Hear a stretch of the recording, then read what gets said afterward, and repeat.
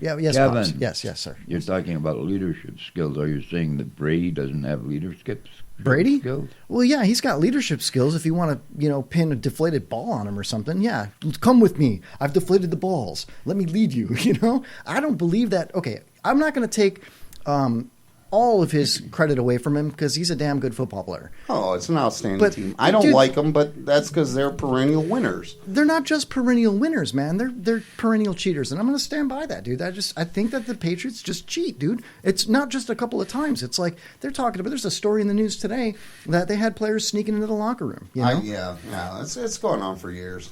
So I'm sorry, I just can't stand behind that, dude. I understand. Steroids is one thing, but stealing playbooks and stuff like that, or deflating balls, or getting a competitive edge, putting snot on a baseball, you know what I mean? Come on, man. If you can't throw the ball without putting snot on it, don't throw the ball anymore. Yeah. Go flip burgers or something like agree. that, So that's just where I stand on that. I just don't like them, All right, so let's go into the second game, and we're going to start off with Pops on this one, and this is Arizona at Panthers. Now, mind you, Arizona had an outstanding game last week. They stuck with it. The Packers-Arizona game was unbelievable, man. Yeah. It come down to the end. Another great play by Aaron Rodgers, and then they left Larry Fitzgerald wide open. Dude. Insane. How do you do that? I'm pulling a Chuck. I'm going with Arizona all the way, to the end. Damn, Pops, your voice sounds magnificent tonight. Man, I love it. You're going for Arizona, huh? Yep. All right. Well, then Chuck, he pulled it. Pop said he pulled a Chuck. So yeah, I'm going to agree with Pops. Redskins, baby. All right. Chuck picks the Skins. Let me write that down. Yeah, then that leaves you, Kevin. At this particular juncture, I'm going to go with not with my heart, and I'm going to say Arizona, even though I hate anything to do with Redbirds because my Cubs, Cardinals, Right. But I'm going to go with Arizona. Different state. I know. You're going Arizona? I am. I think they're going to win, dude. They're just red hot, man. They're like Zoolander. They're just so hot right now. I am glowing right now. I am glowing because I think I just won the pool. How do you? I think I just won the pool because I'm going to pick the Panthers. How can you not pick the Panthers? They have been blowing teams away 30. I know. 30 points in the first half. Can they do it week. Can they do that again? They can. They can. They almost blew that game, dude. They scored 24 unanswered points against them, dude. They were up 31-0, and they went into a prevent defense. Yeah. And once they came back, Panthers shut it back down. Barely, dude. But how do you say they shut it back down after giving up 24 points in a prevent defense? Because they scored nothing after that, and they still won 31-24. Okay, I'll give you that. They still won. Once a team goes up 31-0, and you come out. I just don't know if they're that good, bro. To continue that, are they going to score 31 in the first quarter next week? Against Arizona? So. I don't know. Doubtful. Arizona's been declining, man. Seattle thrashed them in the last game of the year. We, the Packers, I say we, almost beat them. Should have beaten them. No, it's in Arizona. I mean, it's in Carolina, isn't it? Yeah. They're the number one seed, right? Yeah. It's in there. So I'm going to put me down for the Panthers. That might be the one to tie us up, dude. It might be the one. Seriously. We went against each other on Denver and New England. That's true. So I could come ahead. And we could dead even again. But we're going to put something big on the Super Bowl. You say come ahead, I say dead even.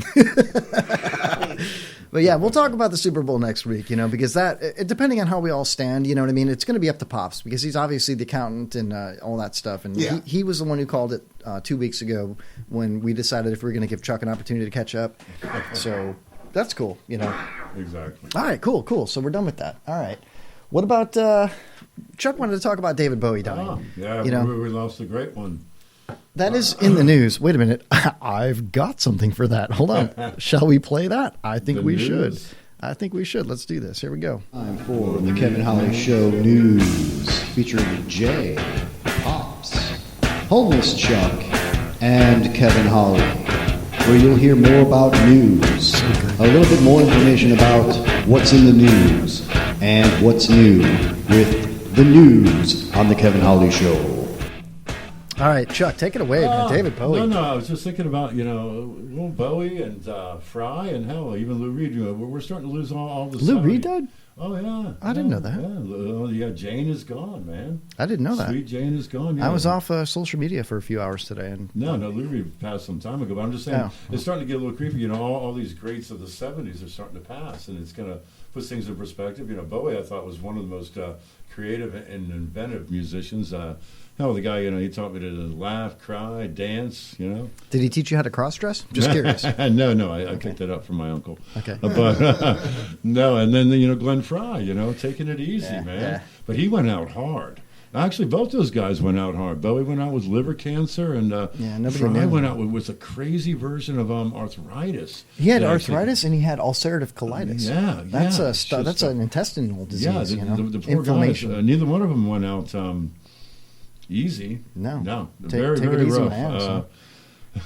No, it's been a shame. I don't think it's over. I think we're going to see a little bit more this year, boys. What's your favorite Bowie song? I'm not a big Bowie fan. You know what I mean? I would have to say either the Gene Genie, which he wrote about Iggy Pop when they were misbehaving and living in Berlin, when they were really just tearing it up, and great music during that time. You know, those are during the days when he was like the thin. You know, he was the thin white Duke. He was the cracked actor. He was a lad insane. He was the Gene Genie, and of course he was Ziggy. You know, and he was the Ziggy Stardust, right? Yeah, exactly. And didn't he come over from a totally different environment? You know, kind of like the Beatles did. Yeah. He came over. He came over more. I think initially trying to get into the jazz scene as a saxophonist. Really? Actually, was I think his main early really interest. Yeah, I'm not a huge Bowie fan, but I understand the impact he made on fashion music. You know, the Rock and Roll Hall of Fame has got him in there, of course, but I think they even voted him in the top 5 best vocals out of all rock and roll performers. And think about who he performed with: Mick Jagger, the dude from Queen. His first few albums he wrote with Lennon. John Lennon and Bowie were incredible. They wrote lots and lots of songs together, especially like Across the Universe stuff and Bowie's first albums, Young Americans and Low. Him and Lennon were great writing partners, and Bowie and Iggy wrote a lot. No, Iggy had a totally different style of music, you know, with him and the... It was like pop rock or something like the that. Stooges. Yeah. No, he was kind of like an early version of like punk. Yeah. You know, punk with a little glam thrown in, you know? Yeah. And he would come out they would be in a trash can, and they'd throw him out of the trash can with all this trash and just pour him out on stage. He was so skinny and wiry. Exactly, and moved like a thing. Yeah, it's like even when I caught a couple of great Bowie shows. My dad saw the Glass Spider tour, saw Sound and Vision. I didn't catch him in the '70s when he'd show up like in a cherry picker and start singing to a skull and. All very weird and flamboyant and just well, out there. Back in the 70s, you were like 43, so it was kind of out of your league. You know? Back in the 70s, I was like 6. Yeah, my mom didn't let me go to the show. Wait, no, 2 weeks ago you said that back in the 70s you went to a prom and you were 16. I don't get it. No, that was in 82. Okay. You still can't do that. I thought you said 86. But I just wanted to send a shout out. I think both those guys are going to be dearly missed. I grew up in a lot of their music. I remember even in the Eagles. My God, you know, women loved Eagles music. Oh, my sister's a huge Eagles fan. Why do you say women loved Eagles music? I loved Eagles music, dude. You loved Eagles music, you know? I'm telling you, I was just reflecting upon some of the times the Eagles music came in handy for me back in back in the day. That's all, you know. And I'm talking about the day when you had the cassette player in the car, and you know, you go rummaging through your little suitcase-looking thing with all these little mixtapes that you make at home. You know? Let me ask you this one, Chuck. This is a good question, in my opinion. Back in the days when you had a tape deck in your car and you did a lot of driving around when you were younger, was there one tape that you played for a long time? It stayed in that tape player forever, man. Yeah, definitely. Oh, it's my children here. Hold on. I'll tell you what, man. I had a Walkman that I rigged in my car, and I put Velcro on it. This is when my stereo went out, and I had a Pacer station wagon, and I had a Sony Walkman, one of the very first, the waterproof one, the big yellow one, and I put Velcro tape on the back of it and a little piece of Velcro on my dashboard, and I thought I was the bomb, man. I'd drive around with my headphones, and I'd fast forward and play, and then I would just pop it out and just put it in my pocket and go walking where I was going. You know, I thought I was the coolest shit in the world, man. Remember when you'd get a cassette tape and you had to put tape over the top of it so you could re-record over it and do your stuff? Exactly. Kids today, they don't know that kind of stuff, man. No. I mean, hell, I never owned a car with an 8-track in it, but my grandfather did. And I just still remember 8-tracks were they were fun and kind of weird, but they would interrupt a song. Like if you happen to be recording like onto an 8-track, if you're any of these recording acts of the 60s, 70s and whatnot, it would always end up like your favorite song would be half on one track and half on the other, and all of a sudden they would have to pause for a moment. You'd be jamming, and all of a sudden be a pause. They would switch tracks, and then you could jam again. I don't see why they could never figure it out to where you either had a pause or maybe they would just put like a little riff in or something or another. Just record it properly instead of doing that. That was just stupid. Well, Kevin had mentioned something, and I was kind of against it, but I'm just gonna bust this out ad lib on him, and I think it's a good idea. I think maybe we should do a death pool on rock stars. Rockstar death pool. Yeah.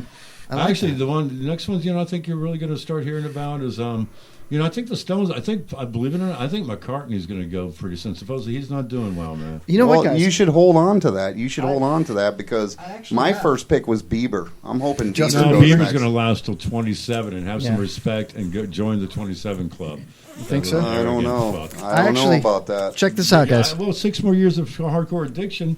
That'll put him right up there. He's 21, 22 right now. So 5 years more. 5 more years. Maybe another River Phoenix or something. Asshole and a drug addict. Yeah. I actually wrote down on a Post-it note. You can see this clearly here.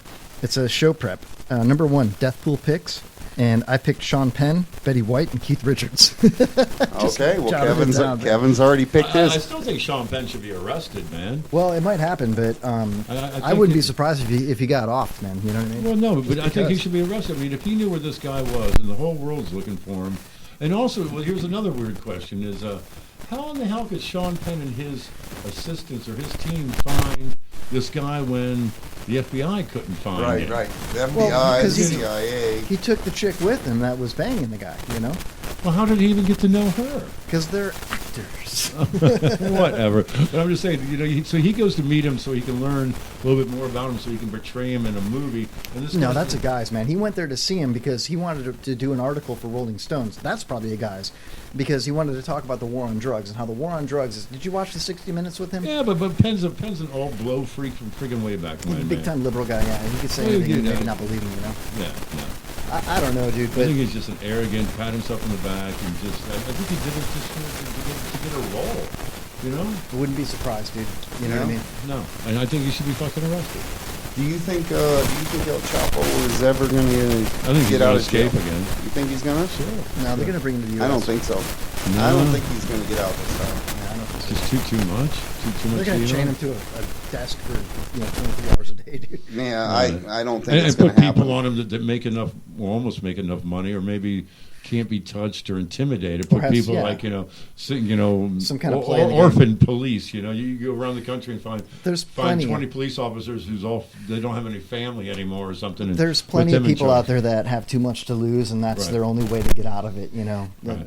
Yeah, there's no way that dude escapes again, man. I don't know. He's got the kind of money he could put a gang of 10,000 people together. Right, and just bum rush the friggin' prison for that matter. Right. Yeah, exactly. Come on, dude. What are we talking? Terminator 1 here, dude? It's not. No, you're talking Mexico, dude. It's like worse. Listen, bro. Mexico is not going to invade a prison in the United States, dude. If they put him in a in the United prison, States, but that's saying that he makes it here. So they're going to take him here, dude. They're going to extradite him for sure, dude. He's committed so many crimes over the border that they're going to take him in here and they're going to put him up there. I didn't think Mexico played ball with us like that. They're going to have to because there's no other game to play, dude.